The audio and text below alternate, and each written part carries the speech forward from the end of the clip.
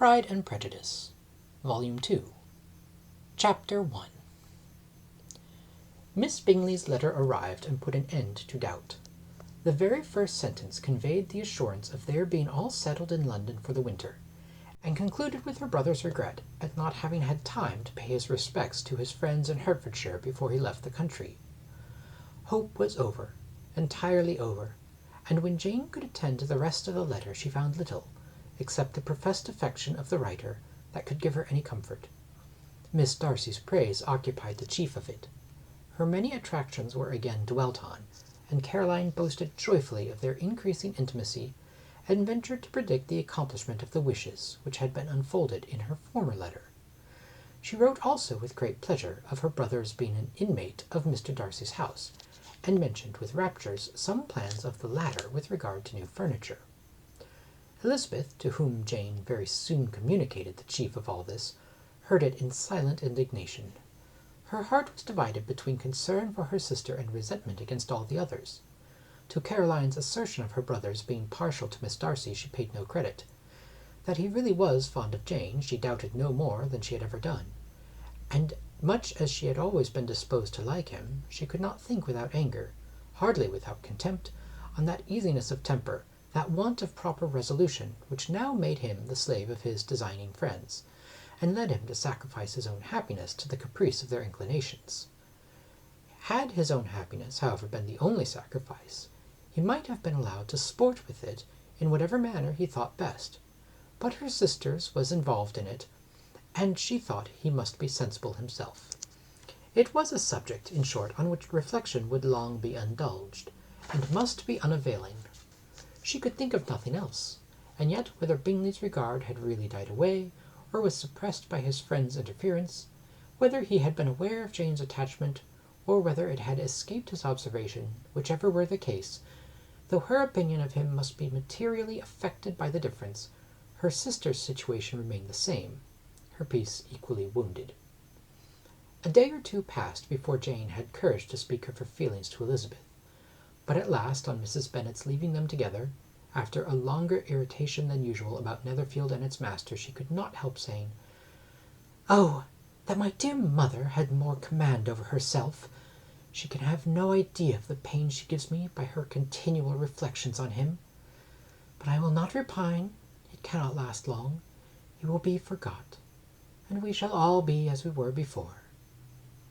Elizabeth looked at her sister with incredulous solicitude, but said nothing. "You doubt me!" cried Jane, slightly colouring. "Indeed, you have no reason. He may live in my memory as the most amiable man of my acquaintance, but that is all. I have nothing either to hope or fear, and nothing to reproach him with. Thank God I have not that pain. A little time, therefore. I shall certainly try to get the better." With a stronger voice, she soon added, "I have this comfort immediately, that it has not been more than an error of fancy on my side, and that it has done no harm to anyone but myself." "My dear Jane," exclaimed Elizabeth, "you are too good. Your sweetness and disinterestedness are really angelic. I do not know what to say to you. I feel as if I had never done you justice, or loved you as you deserve." Miss Bennet eagerly disclaimed all extraordinary merit, and threw back the praise on her sister's warm affection. "Nay," said Elizabeth, "that is not fair. You wish to think all the world respectable, and are hurt if I speak ill of anybody. I only want to think you perfect, and you set yourself against it. Do not be afraid of my running into any excess, of my encroaching on your privilege of universal goodwill. You need not. There are few people whom I really love, and still fewer of whom I think well. The more I see of the world, the more I am dissatisfied with it, and every day confirms my belief of the inconsistency of all human characters, and of the little dependence that can be placed on the appearance of either merit or sense. I have met with 2 instances lately, one I will not mention, the other is Charlotte's marriage. It is unaccountable, in every view it is unaccountable." "My dear Lizzie, do not give way to such feelings as these. They will ruin your happiness. You do not make allowance enough for difference of situation and temper. Consider Mr. Cullen's respectability, and Charlotte's prudent, steady character. Remember that she is one of a large family. that as to fortune it is a most eligible match, and be ready to believe, for everybody's sake, that she may feel something like regard and esteem for our cousin."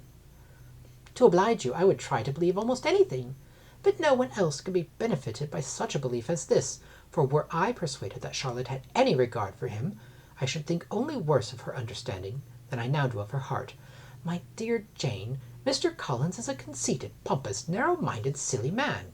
You know he is, as well as I do, and you must feel, as well as I do, that the woman who marries him cannot have a proper way of thinking. You shall not defend her, though it is Charlotte Lucas. You shall not, for the sake of one individual, change the meaning of principle and integrity, nor endeavour to persuade yourself or me that selfishness is prudence, and insensibility of danger security for happiness." "I must think your language too strong in speaking of both," replied Jane, "and I hope you will be convinced of it by seeing them happy together. But enough of this. You alluded to something else. You mentioned 2 instances. I cannot misunderstand you, but I entreat you, dear Lizzie, not to pain me by thinking that person is to blame, and saying your opinion of him is sunk. We must not be so ready to fancy ourselves intentionally injured. We must not expect a lively young man to be always so guarded and circumspect. It is very often nothing but our own vanity that deceives us. Women fancy admiration means more than it does, and men take care that they should. If it is designedly done, they cannot be justified. But I have no idea of there being so much design in the world as some persons imagine." "I am far from attributing any part of Mr. Bingley's conduct to design," said Elizabeth, "but without scheming to do wrong, or to make others unhappy, there may be error and there may be misery. Thoughtlessness, want of attention to other people's feelings, and want of resolution will do the business." "And do you impute it to either of those?" "Yes, to the last. But if I go on, I shall displease you by saying what I think of persons you esteem. Stop me whilst you can." "You persist, then, in supposing his sisters influence him?" "Yes, in conjunction with his friend." "I cannot believe it. Why should they try to influence him? They can only wish his happiness, and if he is attached to me, no other woman can secure it." "Your first position is false. They may wish many things besides his happiness. They may wish his increase of wealth and consequence. They may wish him to marry a girl who has all the importance of money, great connections, and pride." "Beyond a doubt they do wish him to choose Miss Darcy," replied Jane. "But this may be from better feelings than you are supposing. They have known her much longer than they have known me. No wonder if they love her better. But whatever may be their own wishes, it is very unlikely they should have opposed their brothers. What sister would think herself at liberty to do it, unless there were something very objectionable? If they believed him attached to me, they would not try to part us. If he were so, they could not succeed. By supposing such an affection, you make everybody acting unnaturally and wrong, and me most unhappy. Do not distress me by the idea. I am not ashamed of having been mistaken, or at least it is slight. It is nothing in comparison of what I should feel in thinking ill of him or his sisters. Let me take it in the best light, in the light in which it may be understood." Elizabeth could not oppose such a wish, and from this time Mr. Bingley's name was scarcely ever mentioned between them.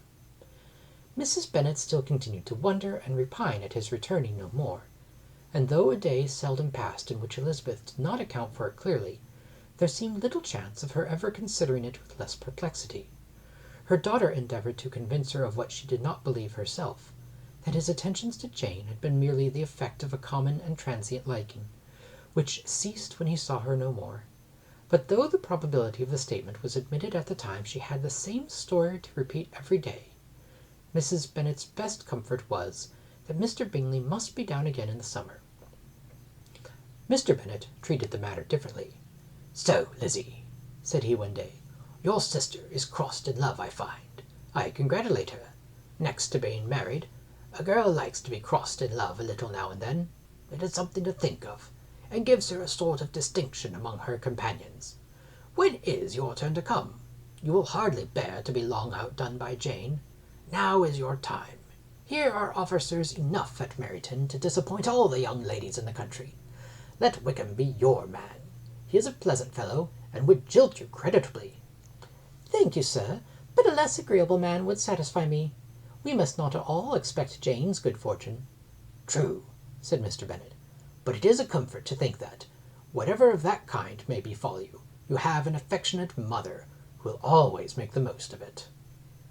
Mr. Wickham's society was of material service in dispelling the gloom, which the late perverse occurrence had thrown on many of the Longbourn family. They saw him often, and to his other recommendations was now added that of general unreserve. The whole of what Elizabeth had already heard, his claims on Mr. Darcy, and all that he had suffered from him was now openly acknowledged and publicly canvassed, and everybody was pleased to think how much they had always disliked Mr. Darcy before they had known anything of the matter. Miss Bennet was the only creature who could suppose there might be any extenuating circumstances in the case, unknown to the society of Hertfordshire. Her mild and steady candour always pleaded for allowances, and urged the possibility of mistakes. But by everybody else, Mr. Darcy was condemned as the worst of men.